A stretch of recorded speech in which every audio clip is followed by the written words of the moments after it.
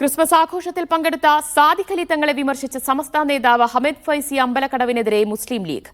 തട്ടിപ്പ് കേസുകളിൽ നിന്ന് രക്ഷപ്പെടാനാണ് ഹമീദ് ഫൈസി തങ്ങളെ വിമർശിക്കുന്നതെന്ന് PMA സലാം പറഞ്ഞു.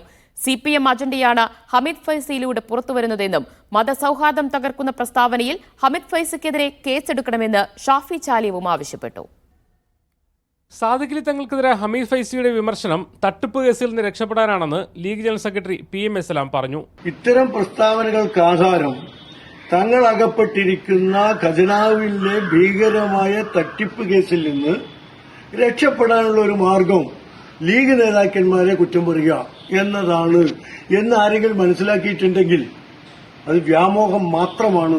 മുനമ്പം വിഷയത്തിന്റെ പശ്ചാത്തലത്തിൽ ക്രിസ്ത്യൻ മുസ്ലിം വിഭാഗങ്ങൾ തമ്മിൽ അകൽച്ചയുണ്ടാക്കാനുള്ള ശ്രമങ്ങളെ പ്രതിരോധിക്കുന്ന സാദിഖ് അലി തങ്ങൾക്കെതിരെ നീക്കത്തിന് പിന്നിൽ CPM അജണ്ടയാണെന്ന് ലീഗ് സെക്രട്ടറി ഷാഫി ചാലിയും തുറന്നു പറഞ്ഞു. ലീഗിനെതിരെയുള്ള ഒരു കേവല വിമർശനമല്ല, ഇവിടുത്തെ പൊതുമത സൗഹൃദങ്ങൾ തകർക്കാനുള്ള ദുഷ്ടശക്തികളാണ് ഇവരെ കാണണം.